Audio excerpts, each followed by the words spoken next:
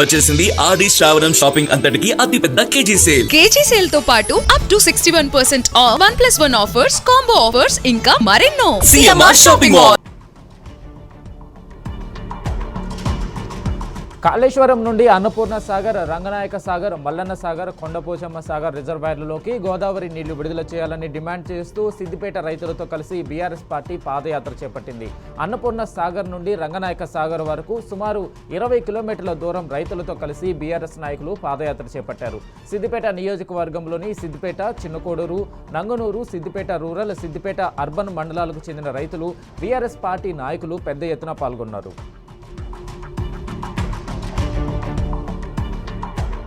సాగునీళ్లు ఇవ్వకుంటే రైతుల కోపాగ్నిలో రేవంత్ మాడిపోవడం ఖాయమన్నారు మాజీ మంత్రి హరీష్ రావు. ఇది కాలం తెచ్చిన కరువు కాదని, రేవంత్ తెచ్చిన కరువు అని అన్నారు. బీఆర్ఎస్ హయాంలో ఎండాకాలంలో చెరువులు మత్తళ్లు దుంకాయి, అలుగులు పారాయి.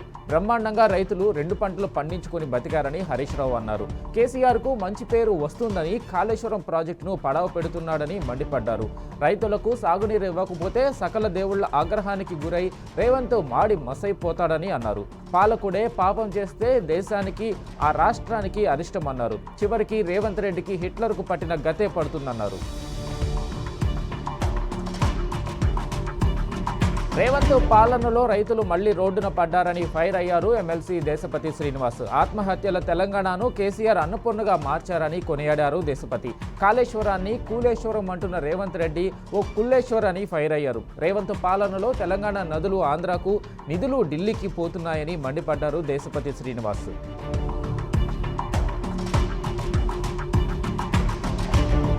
తెలంగాణ ఉద్యమ సమయంలో ప్రతి సన్నివేశం చిరస్మరణీయమని బీఆర్ఎస్ వర్కింగ్ ప్రెసిడెంట్ కేటీఆర్ అన్నారు. కళను ప్రోత్సహించేందుకు ప్రోత్సాహకాలు తప్పనిసరి అని కేటీఆర్ అభిప్రాయపడ్డారు. సోమాజిగూడ ప్రెస్ క్లబ్లో కార్టూనిస్టు శేఖర్ మెమోరియల్ అవార్డు ప్రదానోత్సవంలో పాల్గొన్న కేటీఆర్ కార్టూనిస్టుగా శేఖర్ 2 దశాబ్దాలు సేవలు అందించారని గుర్తు చేశారు. ఉద్యమ సమయంలో శేఖర్ వేసిన కార్టూన్లు ఉద్యమ స్ఫూర్తిని రగిల్చాయని స్పష్టం చేశారు. ఈ సందర్భంగా కార్టూనిస్టు ఎం నారు, కూరెళ్ల శ్రీనివాస్కు పురస్కారాలు అందజేసి సత్కరించారు.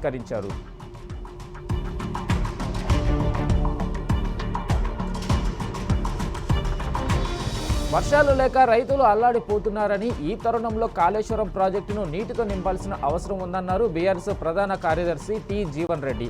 రైతులకు సాగునీటి కష్టాలు తీరాలంటే ఇదొక్కటే మార్గమని అన్నారు. ప్రజల బాధలు పట్టని ముఖ్యమంత్రి కేసీఆర్ను ఆడిపోసుకోవడమే పనిగా పెట్టుకున్నారని మండిపడ్డారు.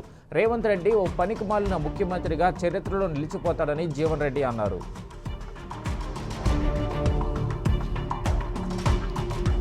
పూటకో మాట మాట్లాడుతున్న రేవంత్ రెడ్డి ఓ మానసిక రోగి అని బీఆర్ఎస్ నేత దాసోజు శ్రవణ్ అన్నారు. కేటీఆర్ గురించి అనుచితంగా మాట్లాడుతూ పైశాచిక ఆనందం పొందుతున్నాడని మండిపడ్డారు.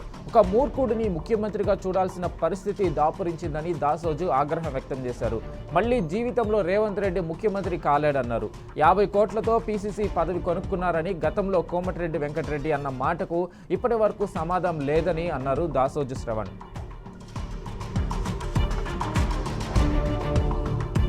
రైతుల భూములపై రేవంత్ సర్కార్ కన్నేసింది. శంషాబాద్ మండలం బహదూర్గూడలో 650 ఎకరాల భూమి సేకరించింది. బుల్లెట్ ట్రైన్ కోసమని చెప్పి రైతుల భూములను బలవంతంగా గుంజుకుంది. ఎకరం భూమికి 1200 గజాల ప్లాట్, 20 లక్షల నగదు ఇవ్వాలని రైతులు కోరితే 500 గజాల భూమి మాత్రమే ఇస్తామని తేల్చి చెప్పింది. సర్కారు తీరును వ్యతిరేకిస్తూ రైతులు గ్రామంలో దీక్ష చేపట్టగా పోలీసులు భగ్నం చేశారు. రేవంత్ సర్కారు తీరుపై తండా రైతులు బగ్గుమంటున్నారు.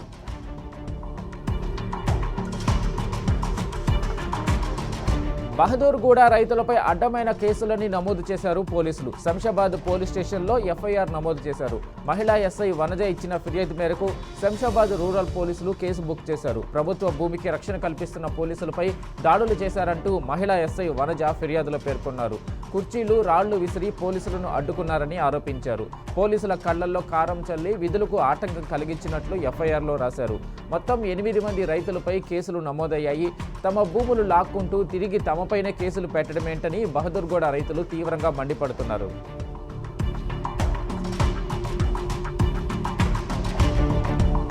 రాష్ట్రంలో అరాచక పాలన కొనసాగుతుందని మాజీ మంత్రి సబితా ఇంద్రారెడ్డి ఫైర్ అయ్యారు. భూమి కనిపిస్తే చాలు డేగల్లా వాలుతున్నారని విమర్శించారు. ప్రభుత్వమే కబ్జాదారు అయితే రైతులు ఎక్కడికి వెళ్లాలని ప్రశ్నించారు. బహదూర్గూడ రైతులకు సబితా ఇంద్రారెడ్డి అండగా నిలిచారు. మీ భూములు మీకు ఉండాలంటే మీరంతా ఐకమత్యంగా ఉండాలని కోరారు. లేదంటే మిమ్మల్ని విడదీసి భూములను లాక్కునే ప్రమాదం ఉందన్నారు. ఎనికేపల్లిలో రైతులను అలా విడదీసిందని గుర్తు చేశారు.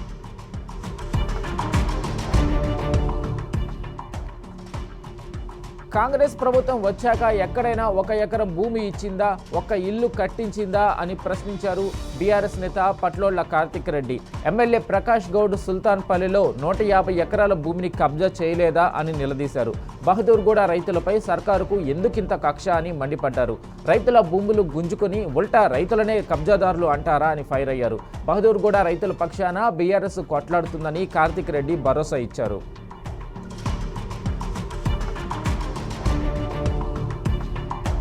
సీఎం రేవంత్ రెడ్డిపై బీఆర్ఎస్ నేత జక్కా వెంకటరెడ్డి తీవ్రస్థాయిలో విరుచుకుపడ్డారు. అబద్ధాలను అలవోకగా చెప్పడంలో రేవంత్ దిట్ట అని విమర్శలు చేశారు. తెలంగాణ ఉద్యమంలో అందెశ్రీ పాటలు పాడితే రేవంత్ గన్ను పట్టుకుని తిరిగారని గుర్తు చేశారు.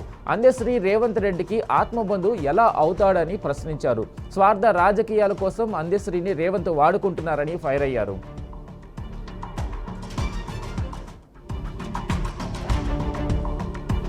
సౌత్ ఆఫ్రికా ముద్దుబిడ్డ నెల్సన్ మండేలా పుట్టినరోజును Telangana association of South Africa ఘనంగా నిర్వహించింది. ఈ సందర్భంగా టాసా సభ్యులు న్యూ జెరూసలేం చిల్డ్రన్స్ హోమ్ సందర్శించి అనాథ చిన్నారులతో ఆప్యాయంగా గడిపారు.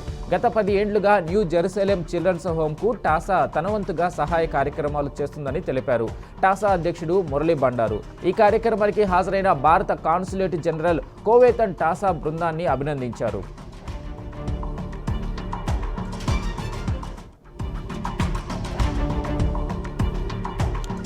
డిక్లరేషన్ల పేరుతో కాంగ్రెస్ ప్రభుత్వం చేసిన మోసాలను ప్రజల్లోకి తీసుకెళ్లాలని మాజీ ఎమ్మెల్యే ఆల వెంకటేశ్వర రెడ్డి సూచించారు. పార్టీ సంస్థాగత నిర్మాణంలో యువతదే కీలక పాత్ర అని ఆయన తెలిపారు. మహబూబ్ నగర్ జిల్లా దేవరకద్ర నియోజకవర్గంలో బీఆర్ఎస్ యువ నాయకులతో వెంకటేశ్వర రెడ్డి సమావేశం నిర్వహించారు. ఎస్ఐఆర్పై ప్రతి ఒక్కరూ ప్రత్యేక దృష్టి సారించాలని సూచించారు.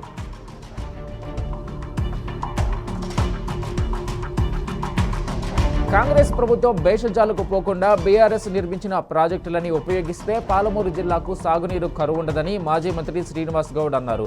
పాలమూరు ప్రాజెక్టులో భాగమైన వట్టెం రిజర్వాయర్ పంప్ హౌస్ మోటార్లు మొత్తం ఆన్ చేస్తే సుమారు 60 టీఎంసీల నీళ్లు ఎత్తిపోసుకోవచ్చన్నారు.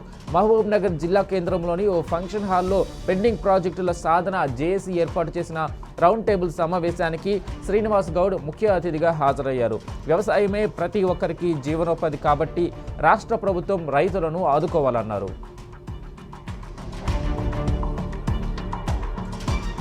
తెలంగాణ భవన్లో తెలంగాణ మహిళా సంఘం ఆధ్వర్యంలో గిఫ్ట్ ఏ స్మైల్ కార్యక్రమం నిర్వహించారు. మహిళలకు ఉచిత స్కిల్ డెవలప్మెంట్ ప్రోగ్రామ్ సర్టిఫికెట్లు అందజేశారు. మహిళలపై సమాజం ధోరణి ఇప్పుడిప్పుడే మారుతుందని మాజీ జడ్పీ చైర్పర్సన్ తులా ఉమా అన్నారు. వివిధ కోర్సులు నేర్చుకుని మహిళలు రాణించాలన్నారు. సమాజానికి తోడ్పాటును అందించేందుకు బీఆర్ఎస్ వర్కింగ్ ప్రెసిడెంట్ కేటీఆర్ కార్యక్రమాలు చేపడుతున్నారని మాజీ మంత్రి సత్యవతి రాథోడ్ అభిప్రాయపడ్డారు.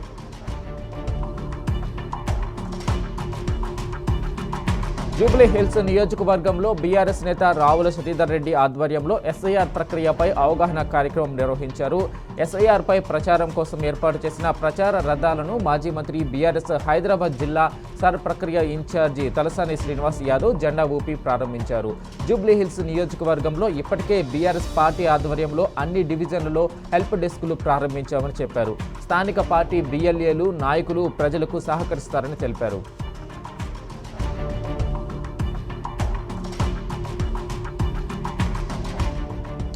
రాష్ట్రంలో అద్భుతం సృష్టించినట్లు గొప్పలు చెప్పుకుంటున్న శ్రీధర్ బాబు మంతనిలో న్యాక్ సెంటర్ను ఎప్పుడు ప్రారంభిస్తారో చెప్పాలని మాజీ ఎమ్మెల్యే పుట్టా మధు డిమాండ్ చేశారు. పంతనికి న్యాక్ సెంటర్ తేవడానికి 32 నెలల సమయం తీసుకోవడం సిగ్గుచేటన్నారు. శ్రీధర్ బాబు అభివృద్ధి కోసం కాకుండా ఓట్లు దండుకోవడమే లక్ష్యంగా పనిచేస్తున్నారని పుట్టా మధు మండిపడ్డారు. దుద్దిళ్ల కుటుంబం 8మోసారి ఎమ్మెల్యేగా గెలిచి మంతనిలో అభివృద్ధి చేసిందేమీ లేదని ఆగ్రహం వ్యక్తం చేశారు.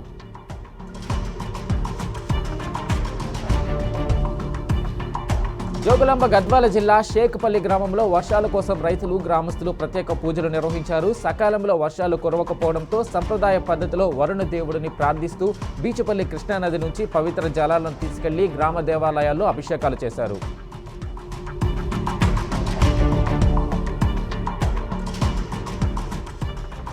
వర్షాలు సమృద్ధిగా పడాలని, పంటలు దండిగా పండాలని ప్రార్థిస్తూ రైతులు దేవుళ్లకు మొక్కుకుంటున్నారు. యాదగిరిగుట్ట మండలం మాసాయిపేట, సూర్యాపేట జిల్లా నూతనకల్ గ్రామాలలో మహిళలు బోడ్రాయికి జలాభిషేకాలు నిర్వహించారు. బతుకమ్మ ఆడారు. వానలతో తమను చల్లగా చూడాలని ప్రార్థనలు చేశారు, మొక్కులు మొక్కారు.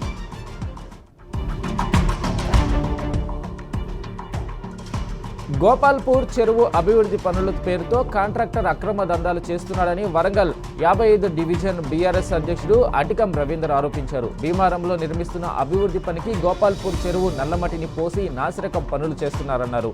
ఇద్దరు కాంట్రాక్టర్స్ ప్రజాధనాన్ని అక్రమంగా దోచుకుంటున్నారని, అయినా మైనింగ్ మున్సిపల్ అధికారులు పట్టించుకోవడం లేదన్నారు.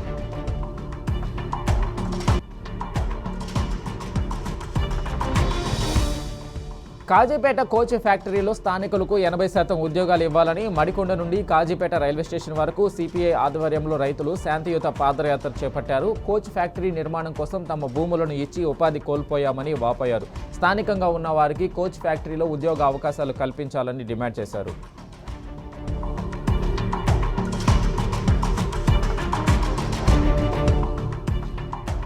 పెద్దపల్లి జిల్లా రామగుండం ఎరువుల కర్మాగారంలో యూరియా ఉత్పత్తి ప్రారంభమైనట్లు అధికార వర్గాలు వెల్లడించాయి. గత వారం రోజుల క్రితం కర్మాగారంలో పైప్ లైన్ లీకేజీ, సాంకేతిక కారణాలతో యూరియా ఉత్పత్తి ఎక్కడికక్కడ నిలిచిపోయింది. దీంతో అధికారులు హుటాహుటిన మరమ్మతులు చేపట్టారు. కర్మాగారంలో యూరియా ఉత్పత్తి యథావిధిగా కొనసాగుతున్నట్లు అధికారులు పేర్కొన్నారు.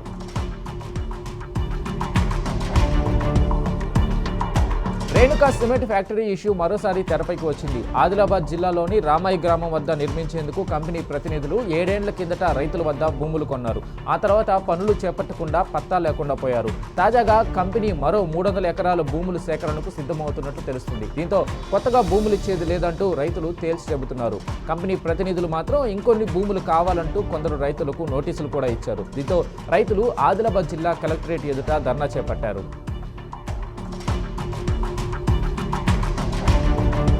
హైదరాబాద్ నిజాంపేట పరిధిలో రోడ్ల పరిస్థితి అధ్వానంగా మారింది. వర్షం పడితే ప్రయాణం నరకప్రాయంగా మారుతుంది. బాచుపల్లి నుంచి నిజాంపేట ఎక్స్ రోడ్డు వరకు దాదాపు 6 కిలోమీటర్ల దూరానికి గంటన్నరకు పైగా సమయం పడుతుండటంతో స్థానికులు అసహనం వ్యక్తం చేస్తున్నారు. తమ సమస్యలు తక్షణమే పరిష్కరించాలని, కొత్త రోడ్ల నిర్మాణం చేపట్టాలని డిమాండ్ చేస్తూ నిజాంపేట బాచుపల్లిలో వినూత్న నిరసన చేపట్టారు.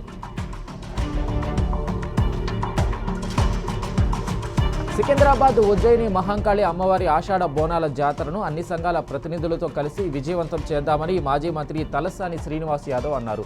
పార్టీలకు అతీతంగా ప్రతి ఒక్కరూ కృషి చేయాలని కోరారు. 100 సంవత్సరాలు పూర్తి చేసుకున్న దక్కన్ మానవ సేవా సమితికి అధ్యక్షుడిగా తలసాని శ్రీనివాస్ యాదవ్ ఏకగ్రీవంగా ఎన్నికయ్యారు. తనపైన మరింత బాధ్యత పెంచారని తలసాని అన్నారు.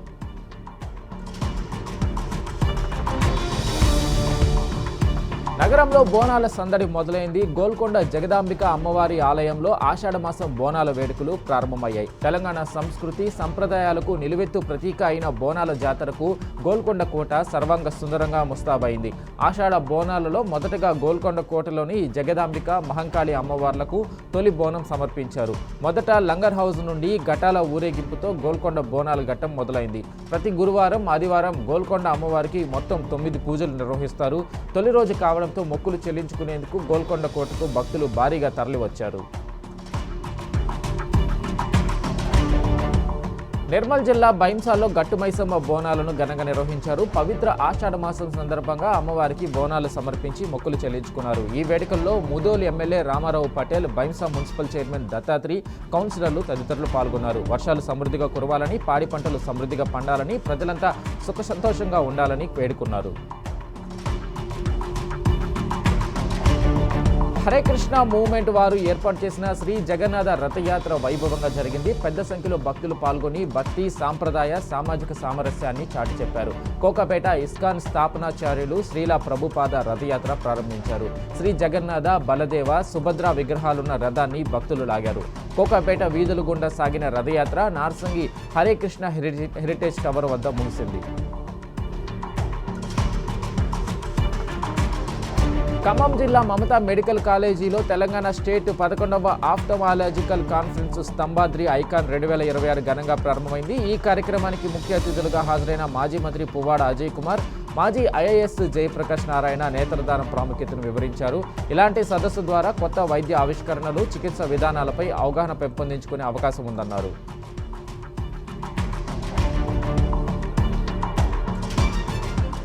మధిర ప్రభుత్వ ఆసుపత్రిని శ్రీమంతం వేడుకకు వేదికగా మార్చారు. వైద్య సిబ్బంది స్వయంగా ఈ వేడుకలను నిర్వహించడం పట్ల రోగులు ఆగ్రహం వ్యక్తం చేస్తున్నారు. ఆసుపత్రి సూపరింటెండెంట్ రాజేశ్వరి తన కుమార్తె శ్రీమంత వేడుకను తన ఛాంబర్లో నిర్వహించారు. సిబ్బంది విధులను పక్కన పెట్టి మరీ వేడుకల్లో పాల్గొనడం వివాదాన్ని రాజేసింది. దీంతో వైద్యం కోసం వచ్చిన రోగులు నానా అవస్థలు పడ్డారు. రోగులను పట్టించుకోకుండా వేడుకలో పాల్గొన్న సిబ్బంది పైన అధికారులు చర్యలు తీసుకోవాలంటూ పలువురు డిమాండ్ చేస్తున్నారు.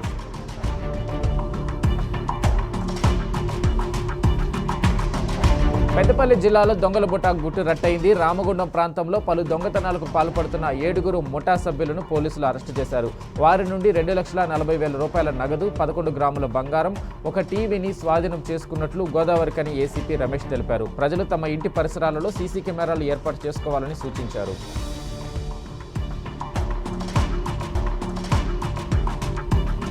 వైద్యం వికటించి మహిళ మృతి చెందిన ఘటన హయత్నగర్ పోలీస్ స్టేషన్ పరిధిలో కలకలం సృష్టించింది. నల్గొండ జిల్లా పెద్దవూర గ్రామానికి చెందిన మంజుల అనే మహిళ కుటుంబ నియంత్రణ ఆపరేషన్ కోసం హయత్నగర్లోని నీలాద్రి ఆసుపత్రికి వచ్చింది. శస్త్రచికిత్సకు ముందు యాంటీబయాటిక్ ఇంజెక్షన్ ఇచ్చిన అనంతరం ఆమె పరిస్థితి ఒక్కసారిగా విషమించి మృతి చెందింది. డాక్టర్ల నిర్లక్ష్యమే మంజుల మృతికి కారణమని బంధువులు ఆగ్రహం వ్యక్తం చేస్తున్నారు.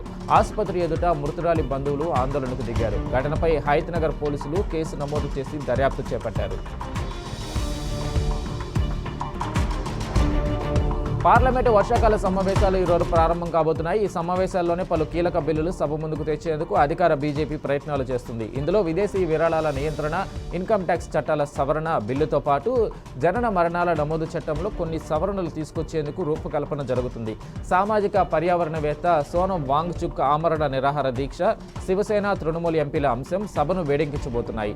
ఆగస్టు 13 వరకు పార్లమెంటు వర్షాకాల సమావేశాలు జరగనున్నాయి. పార్లమెంటు వర్షాకాల సమావేశాలు వాడివేడిగా కొనసాగనున్నాయి. తృణమూల్ కాంగ్రెస్ నుండి విడిపోయిన 20 మంది ఎంపీలకు ఇప్పటికే ప్రత్యేక సీట్లు కేటాయించగా, ఇండియా కూటమి నుండి విడిపోయిన డీఎంకే తమ సభ్యులకు విడిగా సీట్లు కేటాయించాలని కోరారు. దీనిపై ఇంకా స్పీకర్ నిర్ణయం ప్రకటించలేదు. ఇక అయోధ్య విరాళాల అంశం, విద్యా వ్యవస్థలో లోపాలు, ధరల పెరుగుదల, అవినీతి అంశాలపై విపక్షాలు దృష్టి పెట్టి అధికార పార్టీని ఇరుకును పెట్టేందుకు వ్యూహరచన చేస్తున్నాయి. నియోజకవర్గాల పునర్విభజన అంశాన్ని నిలదీసేందుకు రెడీ అయ్యాయి.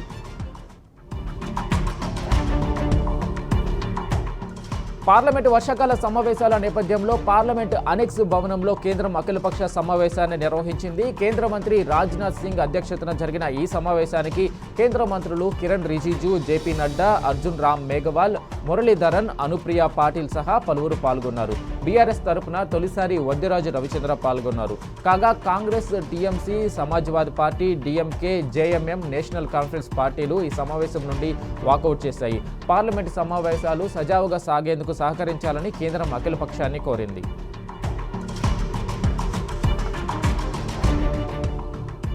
సింగరేణికి కొత్త గనుల అనుమతులు ఇవ్వాలని రాజ్యసభలో బీఆర్ఎస్ పక్షనేత వద్దిరాజు రవిచంద్ర డిమాండ్ చేశారు. కాళేశ్వరం ప్రాజెక్టు పునరుద్ధరణపై పార్లమెంట్లో చర్చ జరపాలని, ఆదిలాబాద్ సీసీఐ ఫ్యాక్టరీని పునరుద్ధరించాలని కేంద్ర ప్రభుత్వానికి వద్దిరాజు రవిచంద్ర విజ్ఞప్తి చేశారు. వరంగల్, కొత్తగూడెం, ఆదిలాబాద్ విమానాశ్రయాలకు నిధులివ్వడంతో పాటు హైదరాబాద్ మెట్రో 2వ దశపై కేంద్రం స్పష్టత ఇవ్వాలని డిమాండ్ చేశారు.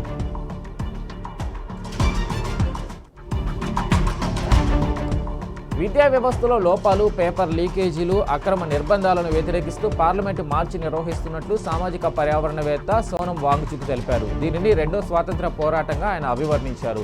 న్యాయం కోసం జరుపుతున్న యుద్ధానికి మద్దతుగా చలో పార్లమెంటును విజయవంతం చేయాలని ఆయన పిలుపునిచ్చారు. ఇందుకు ఎలాంటి అనుమతులు లేవని అధికార వర్గాలు పేర్కొంటున్నాయి. సోనం పిలుపుతో ఢిల్లీలోని పలు ప్రాంతాల్లో భారీ భద్రతా బలగాలను మోహరించారు. నగరంలో నిషేధాజ్ఞలు విధించారు.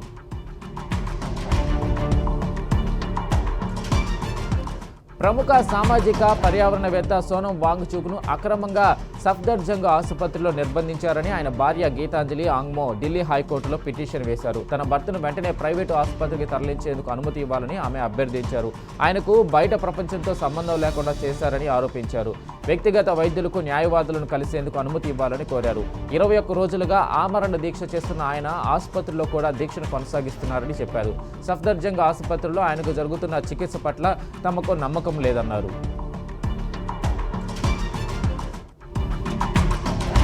బీజేపీ ప్రలోభాలకు లోనై పార్టీని వీడి వెళ్లాలనుకునే వారంతా ఎల్లుండిలోగా వెళ్లిపోవచ్చని తృణమూల్ నేత మాజీ ముఖ్యమంత్రి మమతా బెనర్జీ అన్నారు. ఇప్పటికే ఆ పార్టీ నుండి భారీ సంఖ్యలో ఎంపీలు ఎమ్మెల్యేలు బీజేపీ పంచన చేరారు. తీవ్ర ఒత్తిడులు బెదిరింపుల మధ్య తమ పార్టీ వారిని తమ వైపుకు తిప్పుకుంటున్నారని మమత ఆరోపించారు. ఇలా ఉండగా మంగళవారం పశ్చిమ బెంగాల్ వ్యాప్తంగా తృణమూల్ కాంగ్రెస్ అమరవీరుల దినోత్సవాన్ని నిర్వహిస్తుంది. 1993లో పోలీసు కాల్పులో మృతి చెందిన 13 మంది యూత్ కాంగ్రెస్ నేతలకు నివాళిగా ప్రతి ఏడాది క్రమం తప్పకుండా ఈ కార్యక్రమాన్ని నిర్వహిస్తున్న తృణమూల్కి ఇదే అతిపెద్ద రాజకీయ కార్యక్రమంగా భావిస్తారు. ఈలోగానే పార్టీని వీడాలనుకున్న వారు నిరభ్యంతరంగా వెళ్లిపోవచ్చని మమత పేర్కొన్నారు. నాగాలాండ్లో ఆగకుండా కురుస్తున్న వర్షానికి కొండ చర్యలు విరిగిపడ్డాయి. కొండ చర్యలు విరిగి ఇళ్ల మీద పడ్డాయి. ఈ ప్రకృతి వైపరీత్యంలో 10 మంది వరకు మరణించగా పలువురికి తీవ్ర గాయాలయ్యాయి. ఘటన స్థలంలో రెస్క్యూ బృందాలు సహాయక చర్యలు చేపట్టాయి. మృతుల సంఖ్య మరింత పెరిగే అవకాశం కనిపిస్తుంది.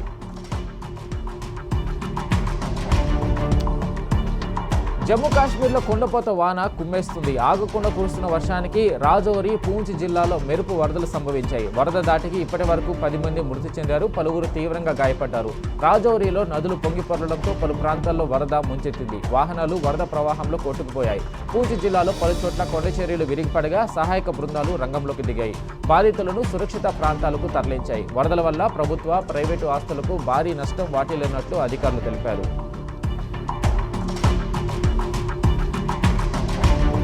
అమెరికా దాడులకు ప్రతీకారంగా పశ్చిమాసియాలోని ఆ దేశ సైనిక స్థావరాలపై ఇరాన్ ప్రతి దాడులకు పాల్పడుతుంది. అమెరికా భాగస్వామ్య దళాలపై ఇరాన్ బాలిస్టిక్ క్షిపణులు, డ్రోన్లతో విరుచుకుపడుతుంది. అందులో భాగంగా జోర్డాన్పై ఇరాన్ జరిపిన క్షిపణి దాడుల్లో 2 అమెరికన్ సైనికులు మృతి చెందగా మరో సైనికుడు గల్లంతైనట్లు యుఎస్ సెంట్రల్ కమాండ్ వెల్లడించింది. ఈ ఘటనలో గాయపడిన 4 అమెరికా సైనికులను జోర్డాన్లోని ఆసుపత్రికి తరలించారు. ఇరాన్ దాడులకు ప్రతీకారంగా అమెరికా ఎదురు దాడులకు దిగింది. 2 అమెరికన్ సైనికుల మృతితో ఇరాన్ వ్యాప్తంగా ఉన్న ఐఆర్జీసీ లక్ష్యాలపై అమెరికా దళాలు భారీగా దాడులు చేస్తున్నాయి.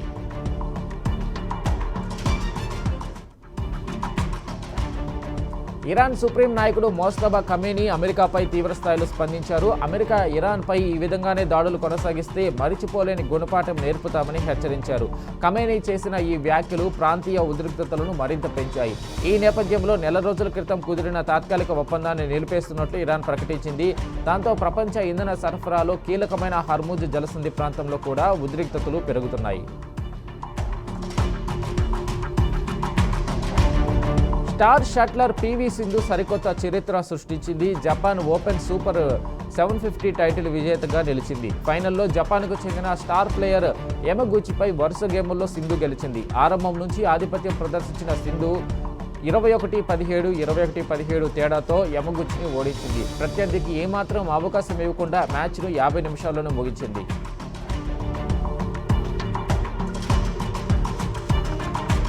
ఫిఫా ప్రపంచ కప్ను స్పెయిన్ సొంతం చేసుకుంది. ఉత్కంఠ భరితంగా సాగిన ఫైనల్ మ్యాచ్లో అర్జెంటీనాపై 1-0తో గెలుపొంది విశ్వ విజేతగా నిలిచింది. ఇరు జట్లు గోల్ కోసం తీవ్రంగా శ్రమించాయి. మ్యాచ్ నిర్ణీత సమయంలో ఫలితం తేలకపోవడంతో ఎక్స్ట్రా టైం కేటాయించారు. ఈ క్రమంలోనే 106వ నిమిషంలో స్పెయిన్ ఆటగాడు ఫెర్రాన్ టోరెస్ గోల్ కొట్టాడు. స్పెయిన్కు ఇది 2వ ప్రపంచ కప్ టైటిల్. గతంలో 2010లో ఓసారి విజేతగా నిలిచింది. గత టోర్నీలో ప్రీ క్వార్టర్స్లోనే వెనుదిరిగాక పక్కా ప్రణాళికతో అడుగులేస్తూ 2023 నేషనల్స్ లీగ్, 2024 యూరో కప్ గెలిచిన స్పెయిన్ ఇప్పుడు ప్రపంచ కప్ను సొంతం చేసుకుంది.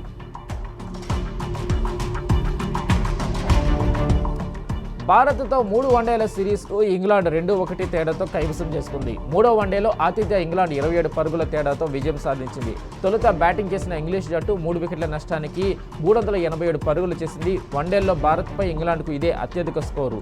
ఈ భారీ లక్ష్య ఛేదనలో టీమిండియా పోరాడి ఓడింది. 7 వికెట్లు కోల్పోయి 360 పరుగులు మాత్రమే చేసింది.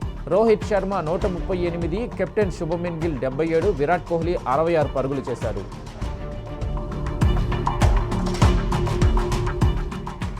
ఇది morning express. Keep watching TV news.